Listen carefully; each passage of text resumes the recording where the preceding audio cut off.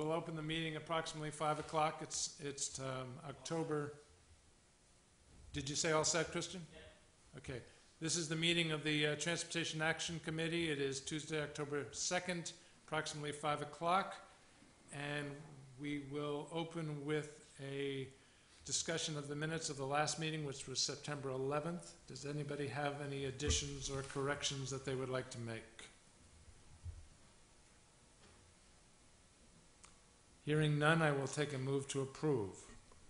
So moved. All those in favor? Aye.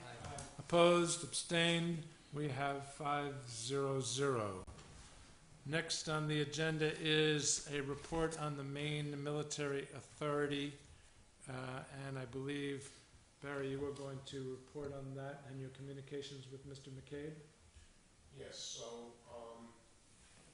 I have talked with Mr. McCabe, and he said that this basically is at least a two-step process. First step is him coming down and talking to a group of people, talking about what this is, giving us an opportunity to ask questions, and so forth. The second step involves him sending a team of at least 2 people. I'm going to assume that they're mechanics or body people, I'm not sure which, to our site, and then they do an analysis of our fleet to say which of the vehicles would be, that this would work for. Now, in Ellen's material that she sent out, there was something called a JVI, Joint Visual Inspection. Is that what this is? Yes, okay. It is the JVI. Okay. And he was hoping, and I've had Mr. Tatro has sent an invitation out to some neighboring districts that run their own fleets. Anna has sent something out on the listserv of all the business managers inviting any other districts to come. One person called her that was interested and said they may be showing up. He had something else, but he was going to try to get free. Because to make this financially feasible, in other words, because they have to put this JVI team up in a hotel for a night, for the company, they're looking for more places to look at, not just Wareham.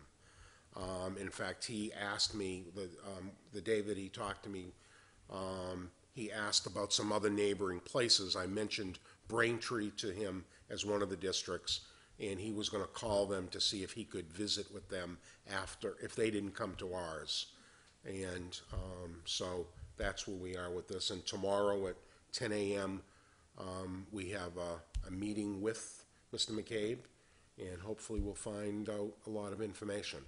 I did call Margaret Rohan from the DOT, Department of Transportation in Massachusetts, that she supervises the people that do the actual inspections of the buses. And I had invited her to come. Actually, Anna spoke to her. I didn't. But she felt legally, from the state's point of view, they could not come and give a seal of approval to an independent vendor because, God forbid, if something should occur, the state would incur the liability. And so I understand that point of view, and so that's why she will not be there. But, you know, we did call and make the invitation, as we said we would. Questions? Barry, did you happen to see some of the materials that I passed out about like reimbursements or kind of partially funding something like this? And this would have to go through the state, I believe. The reimbursements, it seemed, were coming from the state of Maine. Right. They were, because the state of Maine has a state law that requires buses to be basically changed after 10 years. So this was in lieu of changing the bus and buying a new bus. They were trying this as another method. And so that's why the state was giving some reimbursement to districts towards this, rather than buying new vehicles. At this point, we don't have anything from Massachusetts saying that they would do this for us. Do you think it might be something, if this is a direction that the Wareham School District chose to move, do you think it would be worthwhile to pursue something like that? Because it may be, I mean, I can't imagine that the state wouldn't want to kind of come alongside any school district that was trying to provide the services in a cost-saving way. I think it's one of those things that if we partner with some other districts that have their own fleets and communicate with our representatives, the trouble is when only certain districts benefit from some of these things. I think it's at least the last 2 or 3 years when we've gone to Day on the Hill where we lobby our legislators, and one of the things has been about our mobile homes and how it affects our the availability of low-in housing. Right, affordable housing. Right. So that I've asked about changing that. And the trouble, it gets stalled in committee because it benefits Wareham, Peabody, and maybe one other community that has that many units. To some of the other communities, it's not something they're willing to support. So I don't know if this will garner the support, but I will go forward and talk to both representatives, Senator Pacheco and Williams Gifford. Great, thank you. Anybody else? Questions? So Yes, Mr. Chairman, I'm sorry, I had turned my microphone on. One question I would hope that we would ask tomorrow would be, Maine is a very big state with an awful lot of non-seacoast. Yeah. All right, so I would also like to make sure that when we just talk to them, all right, that we find out what their experience has been with seacoast communities, because Saltwater does a terrible job on buses. Yeah. That did come up in the conversation with Mr. McCabe, and he actually made a suggestion, and it's something I haven't talked to Jeff about, so he's hearing it for the first time. But he said in working with some of the districts there and doing the just JVI where they go around, that by taking a piece of metal tubing, putting it basically level with the ground, and high pressure hot water going through it, that after a snowstorm, for instance, you bring the bus over this, it sprays up and washes the undercarriage of the bus, therefore extending life because you're taking some of that salt off. And so, definitely we can ask him that, and I'm sure he'll probably share that, as well as he feels that has helped make the longevity of some of the vehicles go longer. I can understand where that could work, Mr. Chairman. My concern is not just with the road salt that might be put down in winter conditions. It's also the fact that it's known in the building industries that metal suffers in the saltwater areas, all right, in ways, unless that was done every single day throughout the year, all right, I definitely want to know what the results would be on that. It's unfortunate, but that's one of the things we have to live with. I had a car in Texas one time that lasted a lifetime until I moved up north, and then guess what? It lasted about a week. So that's one of the, that becomes one of the problems as well. I'm not just worried about road salt. I'm worried about the corrosive effect that we live with every day in this community. Yeah, it's not just salt, it's changes in humidity are a factor as well. Okay, so the action step has been fulfilled, it seems to me, completely, in the sense that we've communicated with them, we've spread out the information thanks to Alan's emails, and we're doing a meeting on tomorrow, and I assume the goal of the meeting will be to determine whether there's the next step of a JVI is appropriate. Correct. And we have no basis at this point to assume that it will or will not. No, it all depends on what he thinks. Now, he did something I'm not able to answer, and I don't think we are as a committee by ourselves. But one of the things he was looking for was some sort of a commitment, I see. about if he's gonna send the team out and put them up overnight and so forth, what is the likelihood that we're gonna move ahead if we think this is a good idea? I said to him, that's beyond me. So, he is looking for that, and I just needed to say that so everybody is aware that he is looking for some sort of a commitment. In addition to the fact that it's beyond the authority of this committee, it seems to me that it would be very hard for us to make that kind of commitment until after the JVI.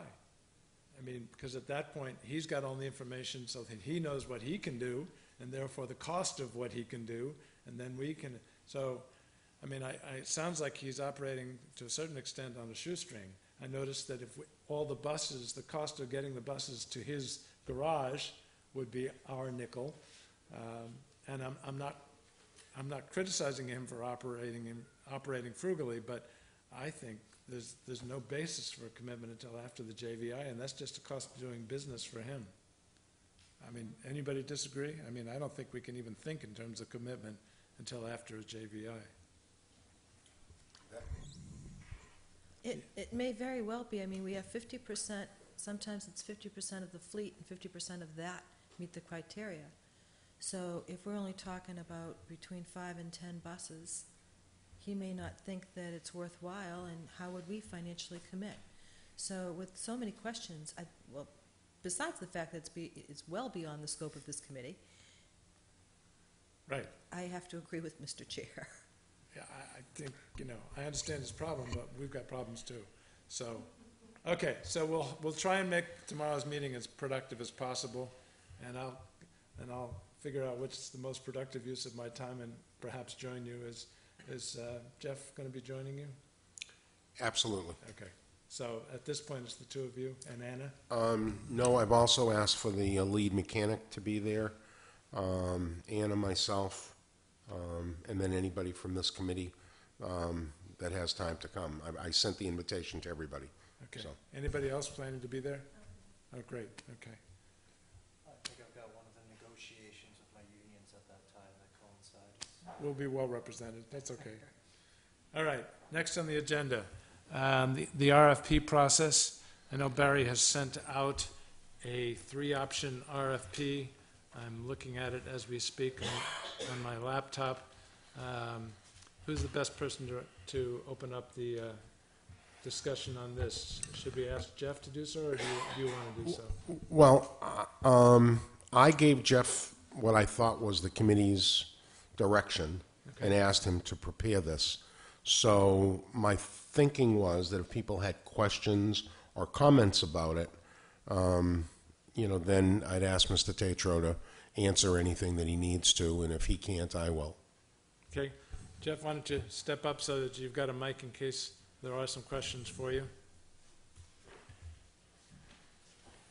Just as a opening comment question, this is obviously a lengthy document, and that's because it has to meet certain requirements in order for the RFP process. One of the big things that we were going to change was the requested average life expectancy. So that's now no greater than 10 and an average of 5, correct? Correct. Okay. That's a big deal. Then the other thing that was different from the last time we did it was a 3-option plan with essentially the status quo. Now, it seemed to me when I looked at it that the definition of status quo wasn't as clearly defined as it could be, but perhaps I missed it. Then the second option was three-tier K through 8, and then the third option was 2-tier K through 6, correct? Right. Okay. One was what our legal mandate is. Right, which is the third K to- option. Right. Okay. And one was our And that was Plan B. specifically 2 miles or greater. That's correct. That's the legal mandate problem. Okay. But I also noticed the number of buses that were listed for option one, and now I guess I'll direct it to you because I'm now getting into the nitty-gritty here, was listed as 23, and I was under the impression we'd reduced that by a couple. Am I correct? That is 21 now, so that's why we have multiple people look at it, so we can change it. So 23 should be changed to 21. That's correct. Okay, But go ahead. maybe I have a more up-to-date version, because it does say 21 on Yours mine. says 21? Yeah.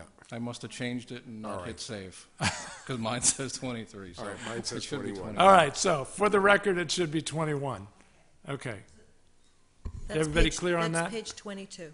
yes, thank you. Oh, all right, I was looking at page 16. See, I may have, you have to write it and then put it on the bid sheet, so I very well may have written the 21, during the written part. Okay. And then just not changed it on the No actual problem, bid that's why page. we're here. Yep. It's It is 21. It's a group process. Okay, I'll shut up and let other people make comments and ask questions. I'm particularly interested in our Chief Procurement Officer being comfortable with this document. Derek, did you have anything you wanted to say about it? Well, in going through it, this is, obviously, this is the one that went out in 2011 with the minor tweaks that we've put in there, right? So, Not so minor in terms of impact, perhaps, but Right, yes. but The the general document, the language-wise. general document, yes, correct. now this is, in going through there, we're obviously all gonna go through it and just redline it for some of the things before we go out there. Like me, you've read your own document, probably 1,000 times, so we're gonna see some differences in there, nothing major. As far as the sections going through there, it looks at what we were speaking about. I would want, because there's been changes, obviously I would want our town council to review it beforehand, before we would do anything on that.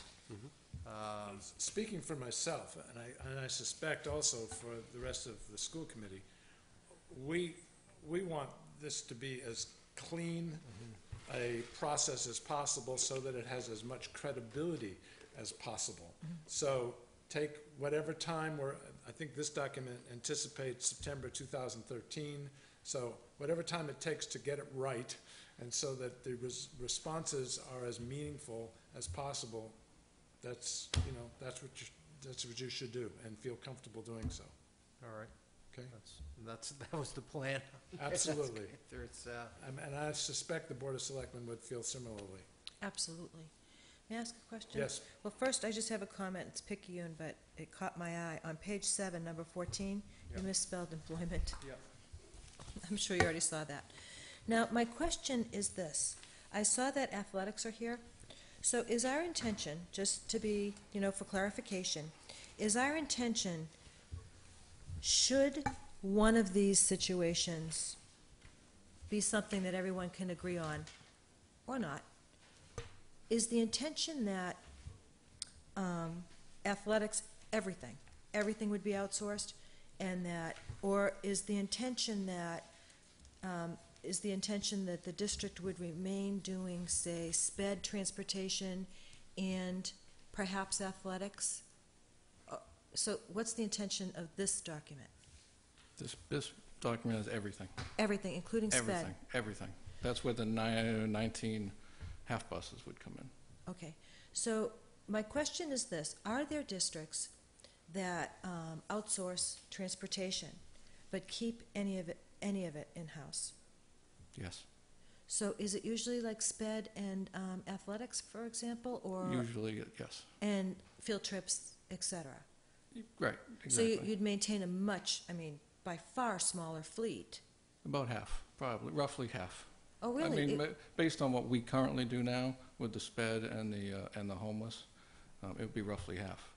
Just to So, be clear, the data says that we do a little over 400,000 miles of sped homeless a year and less than 300,000 miles of regular transportation. So it may be half the fleet, but the number of miles is actually greater for the sped and the greater than homeless. 50%. Yes. So all three of these scenarios are for everything, but we don't have any sort of scenario for keeping some of it in-house. The hybrid version. kind of. Yeah, I mean, just before it goes out, I'm just wondering what this committee would think about that, because I started thinking kind of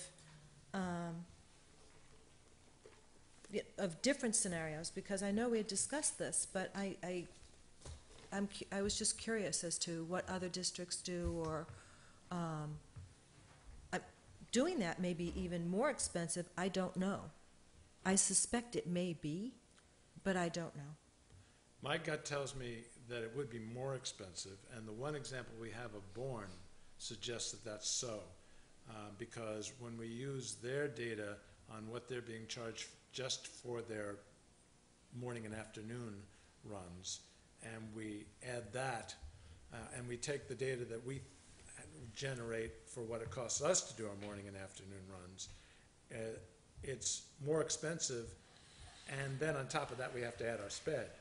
So, and part of the reason, of course, is we retain certain fixed costs when we still have a transportation department, not the least of which is the garage, the management, and et cetera. So I think I would agree with you. My gut tells me that it would be more expensive, not less expensive. Having said that, I don't think we should rule anything out. Well, and if these bids come in really close, for example, and they start to look interesting in terms of an alternative, I think at that point maybe you do explore a hybrid with the bidder that was the most attractive. I'm not ruling anything out. Here's my concern. I think that it would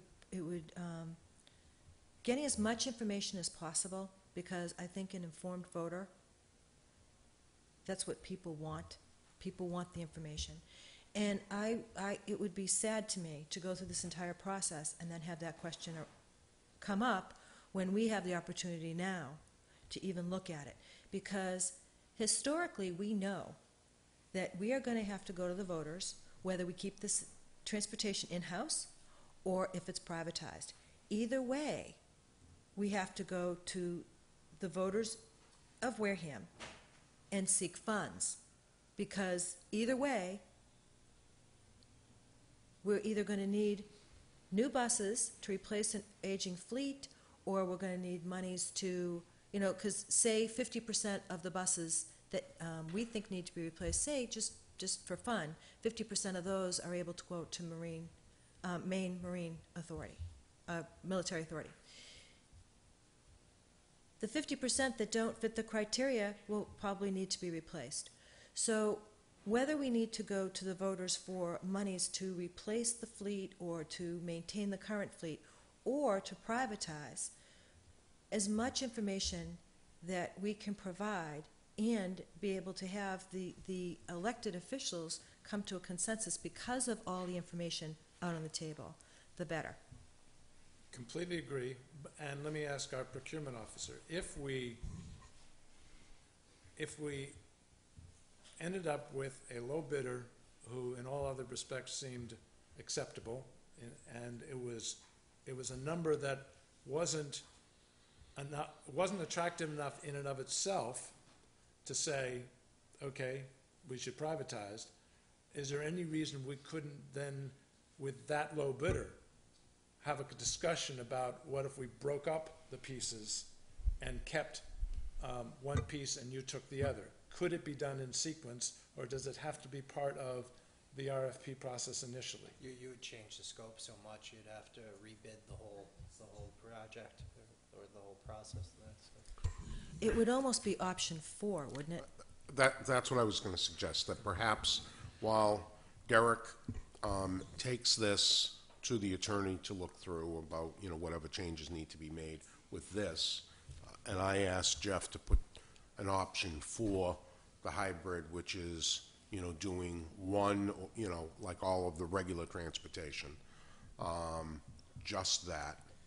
And then I suppose you could even put just doing the sped and the thing, separate them out, just for informational purposes. Fine. When it comes back and you have all the information from all the vendors, then that will be part of the long conversation about how much is this going to cost to do, what level of service can we afford, and how are we going to fund it. Well, We don't really need to do the alternative because that's called subtraction.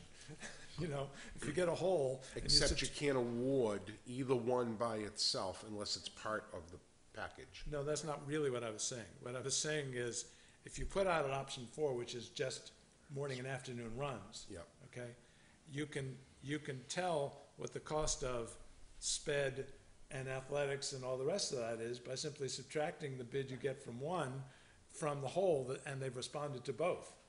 So I'm saying option Okay, 4 yep. could be just morning and afternoon runs, and then you've gotten all the information you need. Yes? Does that make sense? Yes? Okay, As so long as the it purchasing sound- agent agrees. So it sounds like we should add an option 4, which would be just the regular transportation, morning pickup and afternoon drop-off. Is that what we're saying? So, I think so, but I think then we would need a breakdown of costs for what remains.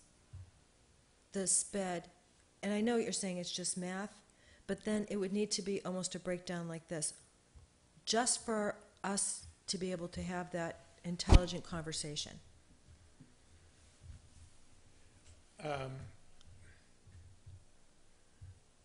Sure, I'm just trying to It think. makes a difference in black and white, is my personal opinion. The interesting thing is, if we ask them to give us a cost of multiple pieces. Oh, I'm not asking the bidders for Oh, that. you're not? Oh, okay, fine. No. I'm asking the transportation Fine. department for that Okay, information. yes. Absolutely. That- I'm not that- asking the bidders to provide that information, certainly not. Okay, so we're agreed that the bidders will provide option 1, 2, 3 as specified in this document, and we're adding an option 4, which is just morning and afternoon. Right, and services. just for informational purposes, we would have the rest of those costs kind of spelled out. By the department? Mm-hmm. Yes, which is available. Okay? So the action item there is to augment the RFP to include an option 4. Now, technically, is that option 4 based on, are there now option 4, 5, and 6? Because option 4 would be status quo, option 5 would be K through 8 with 3 tiers, and option 6 would be K through 6, 2 miles away. Aren't we really saying 3 more options to be? Let me test the hypothesis with Mr. Tatro. My thinking is that most vendors, when they put a bid into something like this, do a cost per run. So we know that given the level of service that we have in Plan A, which is what we currently do, we have X number of runs. If we reduce the number of runs, then using your terminology, it's a math problem. Am I correct about that? I would leave it open-ended, anywhere between 10 and 21, or even say 23, and then just, we'll have to discuss afterwards. Just leave it open-ended, so they give a cost per bus per day, and not specify there will be 10, there will be 25. Like, anywhere between, and give them a range, say 7 and 23. Fortunately, if they've done the math and the calculations already know. necessary for scenarios 1, 2, and 3, doing the rest of it, they will already have all that Correct. information. That's why I think one more with an open-ended number of units will cover it. That's Okay. my opinion. As long as the spirit of this that Ellen's articulated, I agree, is as much information as possible, so there's as much transparency as possible. And if everybody agrees on that spirit, if between you and Derek, you say we're going to get that information from the RFP process as it's approved, then I think we're in good shape. Derek, you're frowning. No, I was just, I'm fine with that. I was just thinking, if they're giving us enough information, we should be able to break it out on our own. It's on, but not in front. We should be able to sort of break it out ourselves, or are we asking them to segregate it all, to have the the, special ed on there, and then the different Here's what transportation. we don't know. We don't know whether there are certain fixed costs that will make it not just a simple math calculation for them when they're breaking it up into pieces. So I think we need to rely on them giving us the numbers. Okay.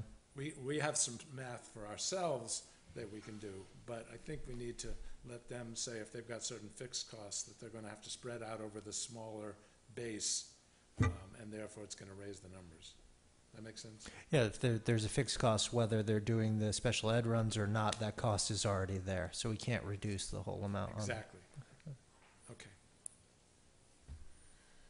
All right, so the action item here is, who actually put the RFP together?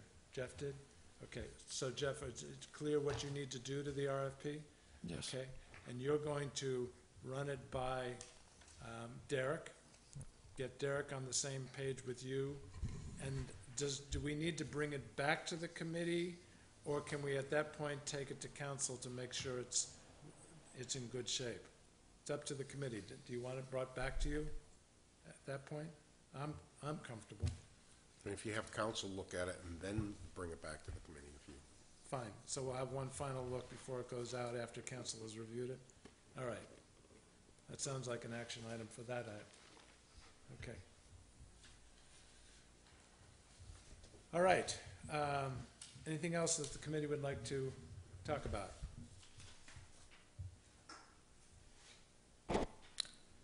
I don't really have anything on our agenda. I guess just scheduling the next meeting. Sounds good. How much time, well, who's got you're easy because your meeting's tomorrow, so there's no real time constraints.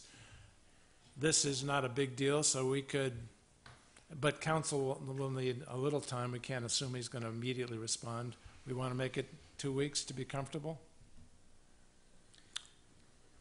I would say at least that, because I would just ask, don't forget we're going into town meeting. Town meeting. So Remember that? my time and probably is going to be short, so to. All right, why don't we make it the Monday after town meeting? Is that premature? Well, my. When When does that is end? then? That's correct. When is this? So you're anticipating more than one Monday? Oh, sure, we'll be done in an evening, maybe an hour. Well, did I hear a comment from the peanut gallery? I think so. Yes. The town meeting is the 22nd. Second and the 23rd. So say it's the 23rd. Say, just for fun, it's the 29th as well. So that would bring us to November, day before voting day, right? November 5th? This is for FY13, is that correct? This Yes. whole thing? Yeah. For anything? you mean FY 14? Well, We're in 14, FY we're Sorry, in 13. I knew what you Thank you. meant. Thank you. It's always so confusing, isn't it? I knew what you meant. But what about November 5th or, 6th is voting day, so Is November 5th a Monday? it's a Monday. Is that a problem? No. Well, no, if we do it at 5 and we're as efficient as we usually are, I need to be in Marion by 6, but that's probably okay. Unless to be safe, starting at 4:30 would be a little better, but if that's an inconvenient thing, That's fine with me on the Okay, by 5th. me. yes? I'll be here. Everyone? Okay, so 4:30, November 5th? That's a Monday. Yes. And then we'll be well past. Yeah, We might have right. just finished town meeting. Unless it's town meeting November 5th. I hope not. Okay. I'll take a motion to adjourn. Second. All those in favor? Aye. We're adjourned. Thank you.